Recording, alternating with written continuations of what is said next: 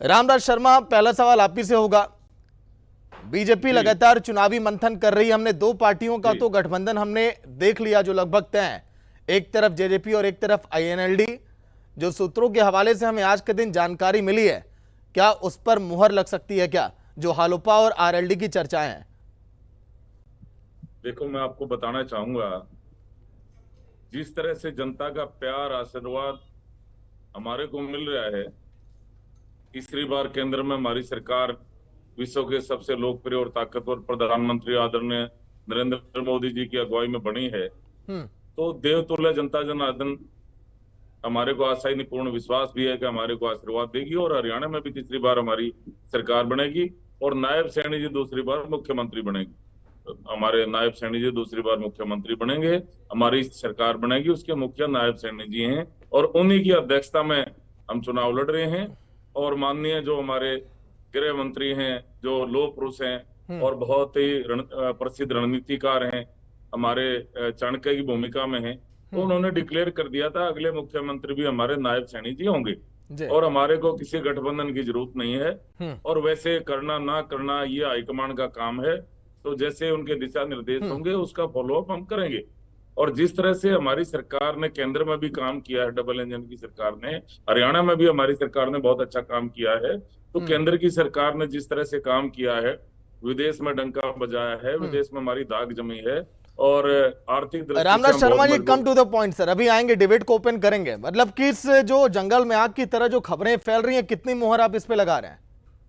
देखो, हमारी नॉलेज में ऐसा नहीं है, ये तो हाईकमान का काम है, लेकिन मैं इतना जरूर कहूंगा, देवतुल्य जनता जनार्दन का आशीर्वाद से तीसरी बार हमारी सरकार बनी है और हरियाणा में भी तीसरी बार हमारी सरकार बनेगी, जिस तरह से जनता का आशीर्वाद हमारे को मिल रहा है। और कांग्रेस ने झूठ बोल के ये 5-4 सीटें जिस तरह से इन्होंने जीती हैं, मैं समझता हूँ भाई इन्होंने झूठ बोला, संविधान बदला जा रहा है, संविधान बदला जा रहा है, आरक्षण खत्म किया जा रहा है, आरक्षण खत्म किया जा रहा है। ठीक है, रामराज जी आएंगे, आरोप प्रत्यारोप पर जुड़ेंगे अभी आगे। सुनील कटारिया, प्रवक्ता कांग्रेस के, ठीक है, आएंगे रामराज जी। सुनील कटारिया जी, देखिए लगभग तीनों पार्टियों की चर्चाएं हो ही रही थी, दो पार्टियां गठबंधन के साथ चुनावी मैदान में उतर भी चुकी हैं। आप लोगों ने बार बार दावा यही किया कि कांग्रेस इस बार अकेले दम पर सरकार बनाएगी, तो क्या आप ये तय है कि 90 सीटों पर आप लोग अकेले इस बार कोशिश में है कि झंडा लहरे कांग्रेस का? 100% हम अकेले चुनाव लड़ने जा रहे हैं, जो पार्टी हाईकमान का फैसला है। और इस बात का सबूत ये है कि जो पार्लियामेंट चुनाव में 9 में से 5 सीटें हमने जो है पार्टी ने जीतने का काम किया और जनता जनार्दन ने पार्टी को मजबूत करने का काम किया। 5 सांसदों को चुन करके पार्लियामेंट में भेजा है, जिसे साबित होता है कि हरियाणा प्रदेश में कांग्रेस पार्टी की एक तरफा लहर है। और जो भारतीय जनता पार्टी और जेजेपी जननायक जनता पार्टी की जो कुरीतियां चली, पूरे 5 साल इन्होंने, तकरीबन पौने 5 साल इन लोगों ने जनता को लूटने का काम किया, उससे हरियाणा की जनता को 4 तारीख को छुटकारा मिल जाएगा और कांग्रेस पार्टी पूर्ण बहुमत में सरकार में आ रही।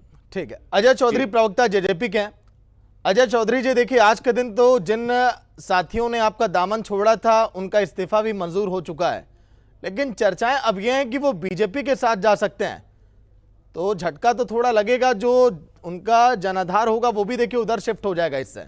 सागर जी, सबसे पहले नमस्कार पैनलिस्ट साथियों को मेरा राम राम और हरियाणा वासियों को भी मेरा राम राम।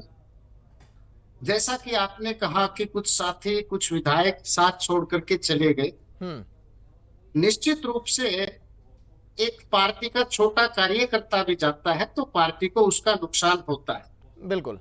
लेकिन दुष्यंत चौटाला जी के रूप में हमारे पास जो युवा चेहरा है और हमारे पास जो 300 के रूप में युवा संगठन है, युवा पदाधिकारियों की एक फौज है, उसकी ताकत पर बड़ी मजबूती के साथ हम चुनाव लड़ेंगे। और जिस तरह से चंद्रशेखर जी आजाद दुष्यंत चौटाला से हाथ मिला करके खड़े हुए हैं, हरियाणा की राजनीति में बड़े परिवर्तन की आहट है और किसान और कमेरे के एक साथ आकर के हरियाणा प्रदेश में परिवर्तन करेंगे। और जो लोग ये साजिशें रच रहे थे कि दुष्यंत चौटाला जी को राजनीतिक रूप से खत्म किया जाए, उन लोगों को मैं कहना चाहता हूं कि चिराग देखकर हमारे जो मचल रही है हवा, चिराग देखकर हमारे जो मचल रही है हवा, कुछ दिनों से बहुत तेज चल रही है हवा। बना रहे थे जो हमारी तबाही के किस्से, उन्हें खबर ही नहीं है कि अब रुख बदल रही है हवा। तो हरियाणा में हवा रुख बदलने जाएगी। चलिए ठीक है अजय चौधरी, अच्छा तो ये लगा कि कम से कम आप इतने सहजे और सुलझे हुए इंसान हैं कि आपने माना कि हाँ पार्टी का अगर एक कार्यकर्ता भी साथ छोड़ता है तो नुकसान होता है। इसके पहले जितने जेजेपी के लोग बैठे यही बोले कि उनके जाने से पार्टी हमारी मजबूत होगी और आपने ये बात माना। सुनील कटारिया से सवाल हो गया, विजेंद्र रेणु प्रवक्ता एनएलडी के। विजेंद्र जी, तैयारी तो देखिए आप लोग की इस बार बेहतर चल रही है, अब तो फिक्स हो गया है कि 53 सीटें आप लोग लेंगे, 37 सीटें बसपा को दी जाएंगी। उन 53 सीटों पर कितनी मजबूत दावेदारी है? हाँ देखिए सागर जी, सबसे पहले तो आपका बहुत बहुत धन्यवाद करता हूं जो आपने भी इस बात को चैनल के ऊपर स्वीकार किया कि हमारी तैयारी बहुत अच्छी चल रही है।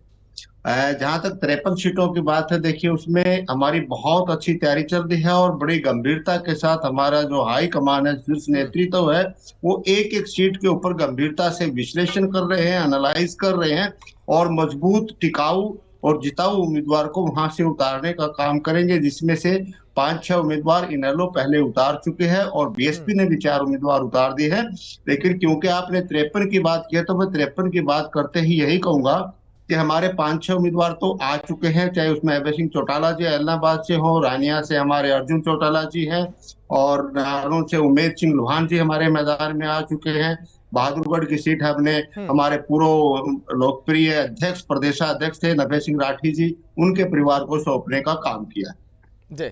और कुछ और सीटें हमारी ऐसी हैं, 15 से 20 सीटें तो ऐसी हैं जो बिल्कुल मैं मानता हूं कभी भी उनकी डिक्लेरेशन हो सकती है और बाकी के ऊपर मजबूती से हमारा जो ना गहन मंथन चल रहा है, शीघ्र ही उनको उतारने का काम करेंगे और इस बार हरियाणा प्रदेश में मजबूती के साथ चुनाव लड़ते हुए हम प्रदेश में सरकार बनाने का काम करेंगे।